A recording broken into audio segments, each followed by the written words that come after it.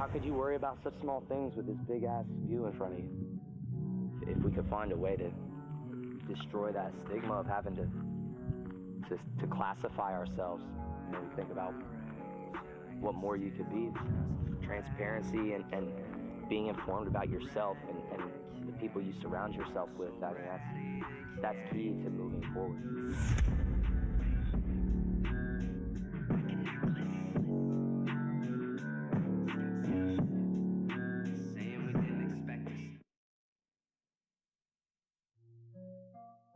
One of the things that's changed for Evan is I see him being a little more focused in as far as what he wants and how he's going to go after it.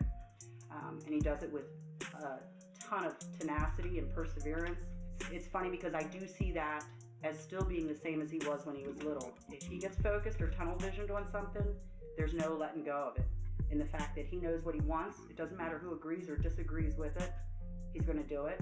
And he knows that in order to do that, he's going to have to take charge of his life. Hello? Hey, how are you? Oh, hi, Mom. Oh, I missed you. Come on in here. Come on in. Oh, it's Nan. Hi, Nan. Oh, I miss you. I miss you too. I love you. Oh, I love you so much. It's so good to see you. Yeah. Gosh, that's great. Man, it's good to be here. Oh, we're so glad Good you're to home, be man. He uses the tenacity that I know he has, and he uses the backbone that I know he has. Then I am 99.9% confident that he can do what he wants. Where I started at to where I am now, I lived in Lancaster City. Then we moved to East Petersburg. Then we lived in Mountville. Then I moved from Mountville to San Antonio, Texas. Then from San Antonio, Texas, I moved to Shreveport, Bossier, Louisiana. Then from Louisiana, I moved up to Gaffney, South Carolina. Then Spartanburg, South Carolina. And now I'm in Brink, South Carolina.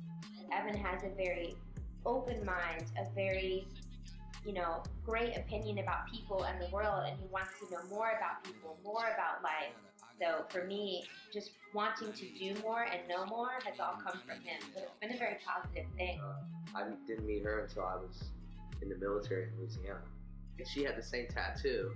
And I was like, oh, that's dope. So I commented on it or whatever. She didn't answer, but then she hit me back.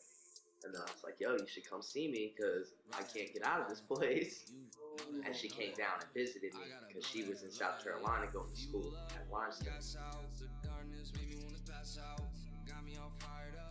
Raising Evan as a child was challenging, surprising, and joyful, and constantly kept me on my toes, as well as his father and his other family members. This is the old elementary school, rather it's a new one. When I was in 4th grade, we came down here and we moved in here. This is where it kind of all came together for me. Kind of figured out who I was here, and some of the shit I went through taught me a little bit about it. But there's actually a time that I was in there. There's a bunch of times I got in trouble. I was like obsessed with fire. So I brought a pack of matches to school and I ended up getting caught. And somebody ended up telling on me. And so I got suspended for a few days for that. But the only thing that saved my ass was really my dad. He teaches DARE. He's the cop around here. So he ended up having to go save my ass with the principal. Ain't shit changed. It's weird being here. Probably been like 20 years maybe. The old school's up on the hill there.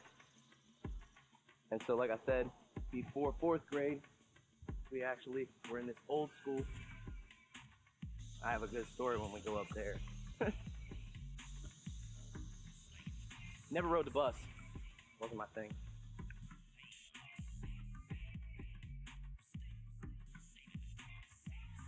The story that I have, I was in 4th grade and we were playing basketball out here. We were playing or whatever. We're running around doing whatever. And I had taken this pocket knife that I found that my grandfather had. I thought it was cool, so I just kept it, took it with me, and I ended up going to school that day with it. We were playing basketball. I go throw it up, and it comes falling right out of my pocket. One of the other guys that was playing, we were playing, and he slipped on it. Picked it up, took it to the teacher. We're all done in here, and we ended up going inside, and realized I didn't have it.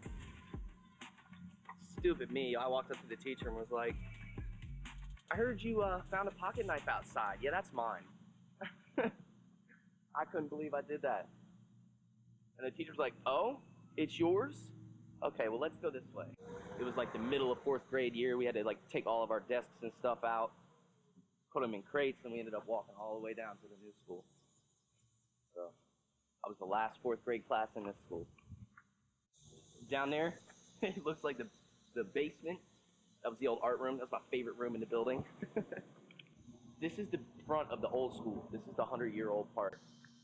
And this was my 3rd grade class. Just come in here, get my books.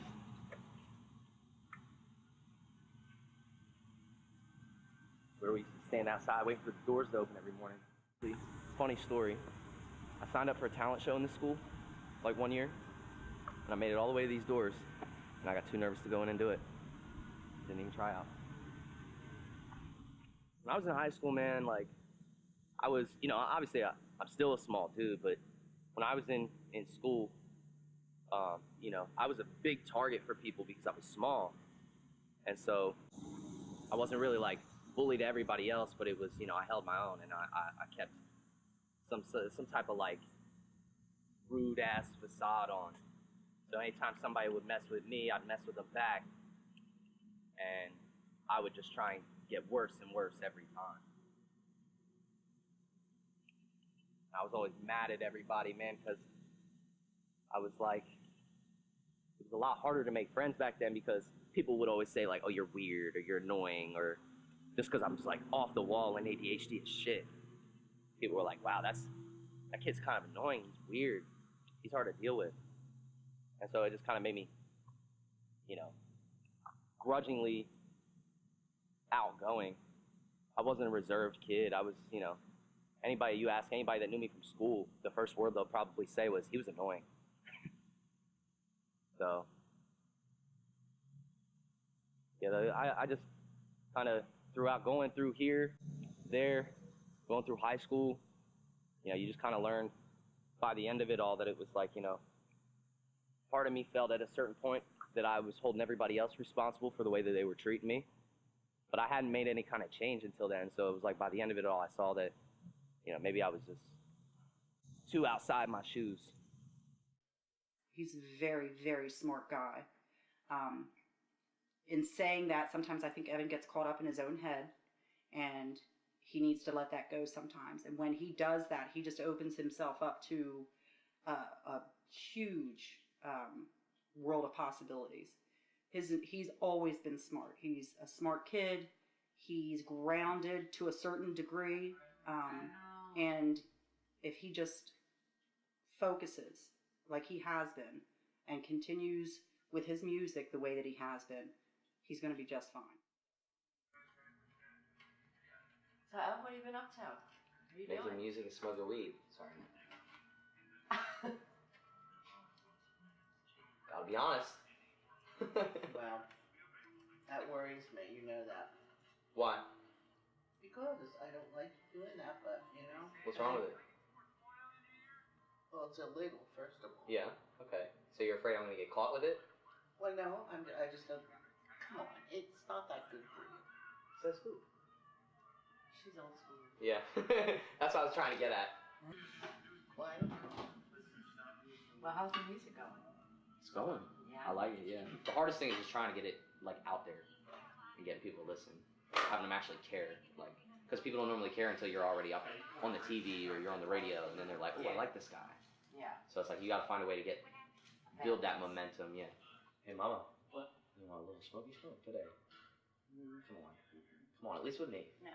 Come on. No, because I never be able to walk around.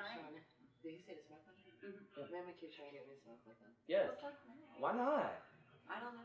What's like, why, like, to me, that's like you know, medallion you hang up on the wall. I got to smoke with my mom. I got to smoke with my dad. Like, you hold that stuff high and dear. Like, yep, I got it. It's like very few men on the face of this planet can say that I got to take part in that with my parents.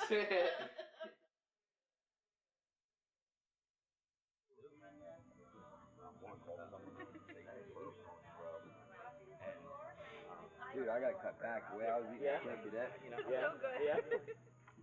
Oh, you almost had that one, Audie.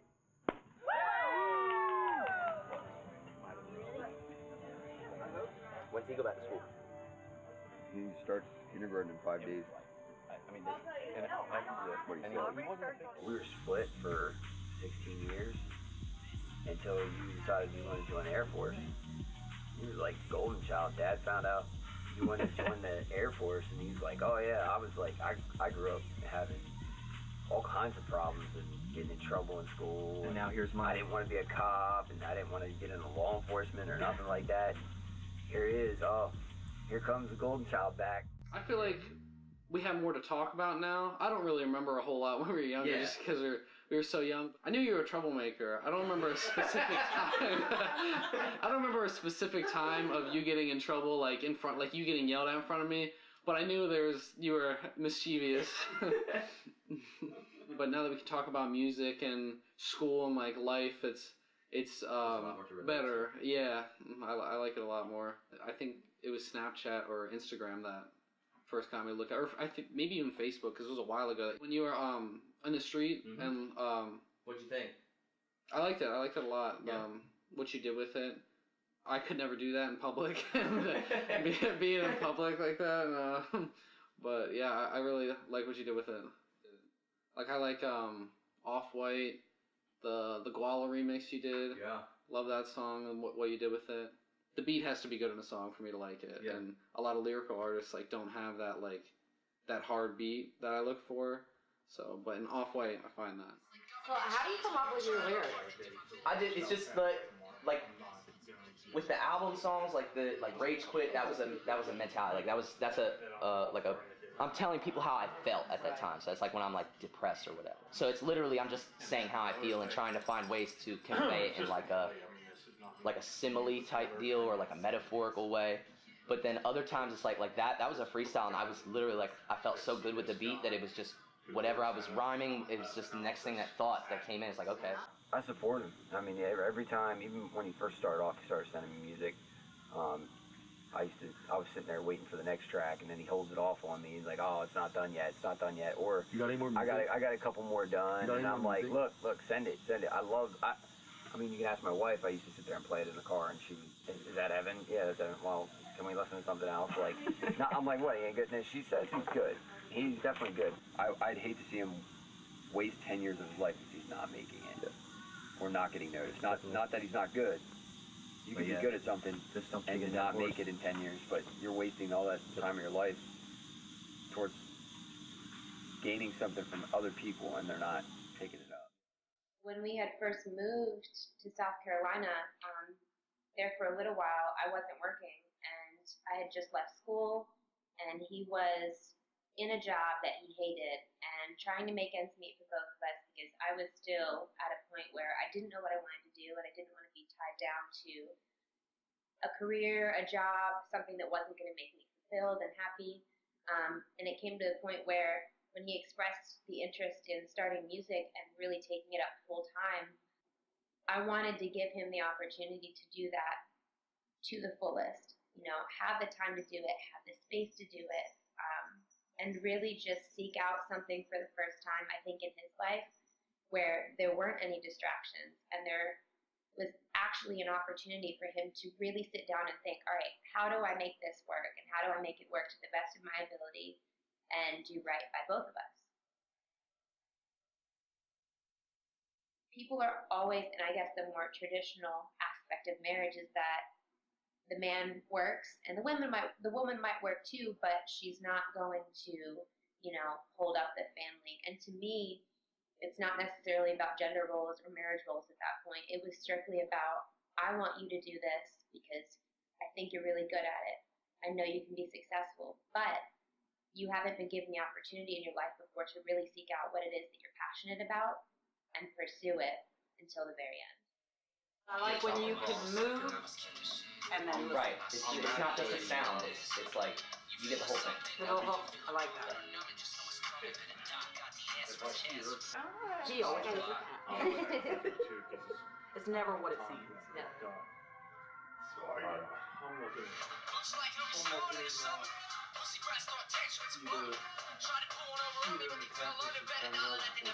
That's what I'm talking about.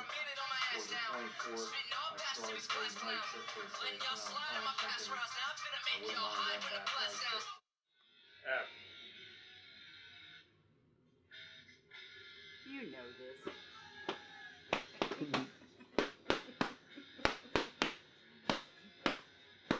No, Paul Revere's my sound. I love that song.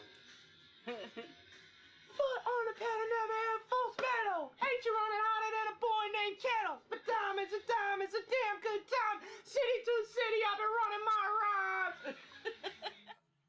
2 career yards for 2 touchdowns. It was a touchdown is a touchdown. Yeah, I got points on the board. Yeah, you did. Put me in the Hall of Fame.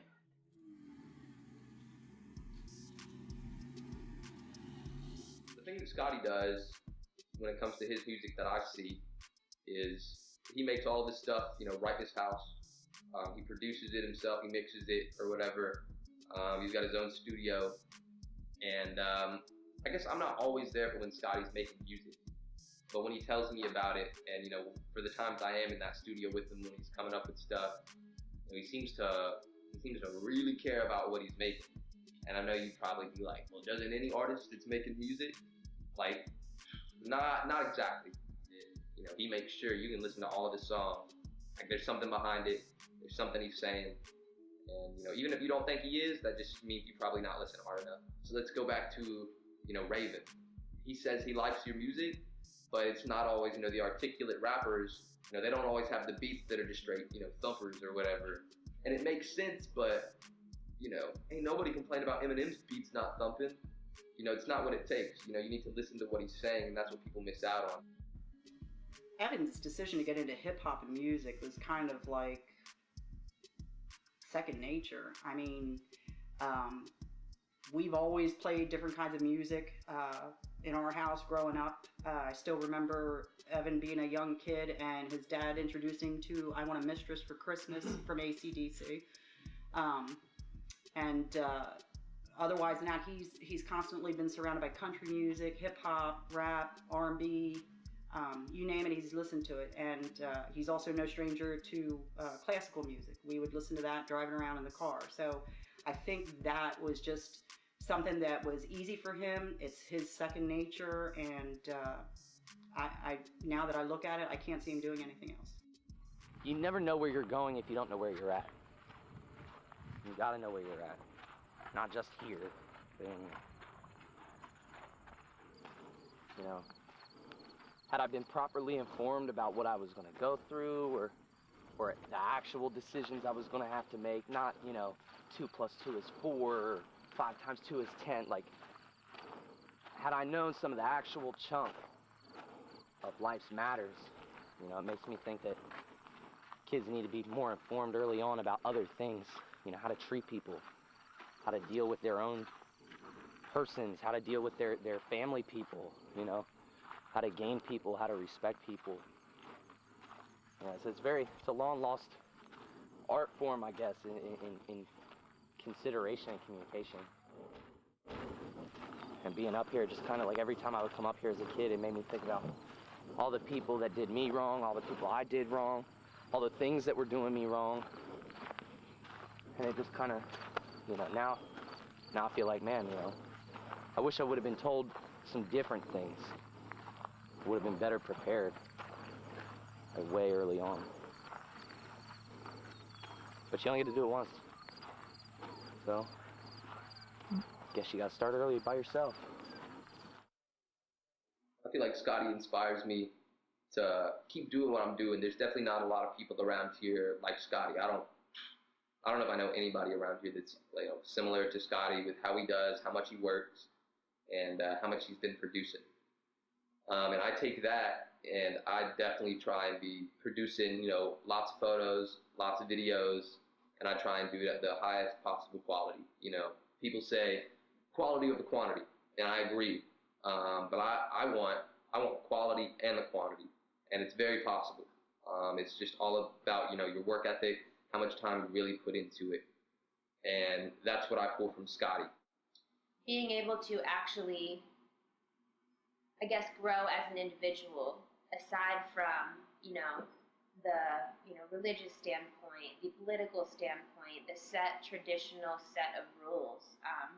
And I think that's been one of the great things about being with Evan was, and even still, I've been able to see so much more about the world and about people and about just growth in general. And it's been really, really rewarding. Can't wait to see what else you put out.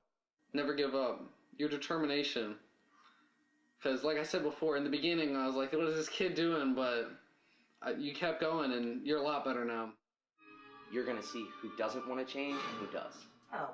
And that right there will be the next step within, you know, America's evolution. One side's going to get left by the wayside, and the other side's going to be able to move on. But think about it. It took over 200 years just to get where you are now, Right. which, when you look at it, it really isn't very far. But think about the last 40 years and how far we've come. Yeah, exactly. But there's still a lot of work to be done. A lot of work, and it's not going to happen overnight. But it takes people like yourself and the other people to constantly be breaking down the barriers, opening the doors, and if they don't want to open them by themselves, they can kick them open. Yeah. Like I said, you don't know where you're going if you don't know where you're at. This place, like, even now it makes me wonder, like, had I brought some of the people that I knew when I was younger up here, and they came up and kind of experienced the same feeling and the same thought process that I went through, that they might, you know, things might be different for a lot of people.